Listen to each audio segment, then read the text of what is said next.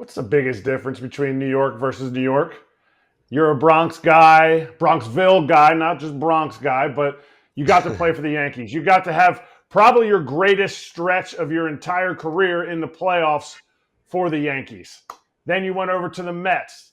I mean, all the stuff that was going on with Grimace, with the Pumpkin, with OMG, everything. Can you give us the biggest difference in playing for both of those teams, positive or negative? Yeah, I think just the biggest difference obviously is New York is divided when it comes to their baseball teams. There's no doubt about it. There's no gray area. If you're playing for the Yankees, you know exactly who's rooting for you. If you're playing for the Mets, you know exactly who's rooting for you. Even down to like you walk into a restaurant, everybody's the first thing they tell you is whether they're Yankees or a Mets fan. And I think that was just really cool to kind of feel the stark difference, just and everyone's living so close to each other. So you kind of never know what to expect. But every day in New York, whether it's the off season or whether even playing in season, it always is going to present just high energy at all times. And with regards to the organizations, they're both incredible organizations. And getting the opportunity as a New York kid to play for both was just an absolute gift. I really don't know how else to say it. There's no other words for it. I just tried to make the absolute most of it at every time. And I think when I look back on it, I'm just really proud of being able to put those uniforms on in front of a lot of my friends and family who ever since day one, since I was like in sixth grade, I told them I was like, I'm going to play for the Yankees. I'm going to play for the Mets. I'm going to play professionally in this city. I'm telling y'all. And, for me and just for the people who really like know me and love me, they, we were right. So, it came to an end after a couple of years, which is fine. We keep it moving, of course. It's always about the ball. It's always about taking care of the ball. But having that small, that 2.5 years or so opportunity to do that in my hometown was certainly special. So, yeah, man, it doesn't get better than that. I love that. Okay, before we let you go, breakout year offensively for coming. I see it. I'm telling you, you're healthy, you look good, the energy is right. Offensively, I think where I struggled was trying to figure out who I was as a hitter. Power, guy that has power, that has speed. What are you working on and how do you balance that? Trying to be the best of both, right? Yeah, absolutely. The best players I've learned from, they always talk about just remaining present in the game situation. And truly, whether it's the first at bat of the season, the very last at bat in the playoffs, they are just so present constantly and always adjusting to the game situation. And that takes repetition, So something I've just been practicing nonstop this spring training from start to finish has been just remaining present in the game situation, and trying to work with the pitcher, think with the pitcher, because I'd rather be 100% on my plan and be wrong than kind of 80% on maybe 2 pitches and I'm kind of in between and there's weak contact in there. I've also really been focused on just hammering, the big part of the plate wherever I'm looking. Sometimes that's different. It might be middle in, it might be middle away, it might be middle up, whatever it is. But just really honing that in and just training that swing because, listen, these guys are human as good as they are, but they do miss. Yeah. And I do think this game, as much as it is about what you swing at, it's also about what you don't swing at. And sometimes being smart in the game situation to not chase certain pitches, even if they're called strikes. Yes.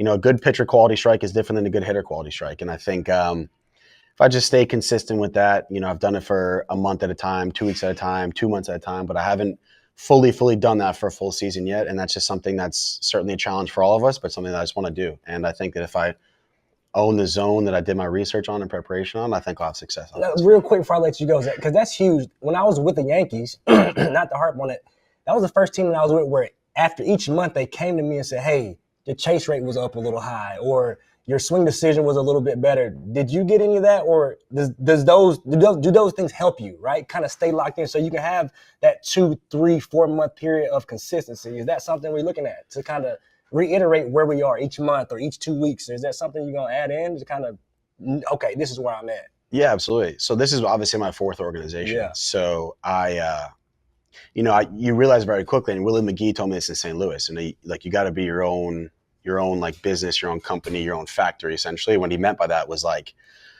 as an outfielder, you got to be so honed in on your craft that if you go to a different organization in the middle of the season, they got a different system in there, you can't all of a sudden switch back and forth, so you got to do what you got to do. And the reason why I bring that up is because, I have my own people. I know a lot of guys have their own guys that they work with in the off season, that they work with obviously in season that give them data reports, feedback. And honestly, it's a daily thing. And I think Okay. that if we're so Yeah. dependent upon, our organization to provide us with that information, sometimes it could be more catered to what we like or what we thrive on in terms of information. So it's really important, again, to build your team behind you, because you want to be a whole force going into an organization.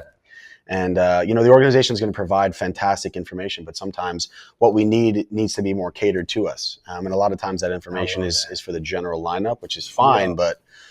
But when we're in the heat of battle in that 2-2 count, you know what I'm saying? Like, sometimes a small piece of information that we got maybe from our personal guys might not be in the bigger overall report. Absolutely. So that might get us to that bat. I don't know. But I love that. I yeah, love that. That's real. yeah. I had to ask because that's real. No It doubt. makes sense. Day-to-day process. I like that. Oh, yeah.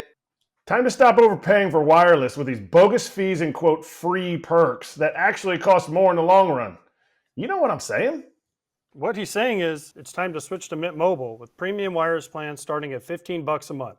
Just check it out. See how much you can cut off your cell phone bill. Go to mintmobile.com/territory. No unexpected overages on those bills. You get all the bells and whistles too. And I love that all plans come with high-speed data and unlimited talk and text delivered on the nation's largest 5G network, and you bring over your current phone number when you switch. If you like your money, Mint Mobile is for you. Shop plans at mintmobile.com/territory. That's mintmobile.com/TERRITORY. Upfront payment of $45 for 3-month 5 GB plan required, equivalent to $15 a month. New customer offer for first 3 months only, then full price plan options available. Taxes and fees extra. See Mint Mobile for details. Hey everybody, be sure to like and subscribe for more content. We're back here every weekday, all year long, so do not miss an episode. The videos are coming in all day. Here's another video you might enjoy. Baseball the way it should be covered.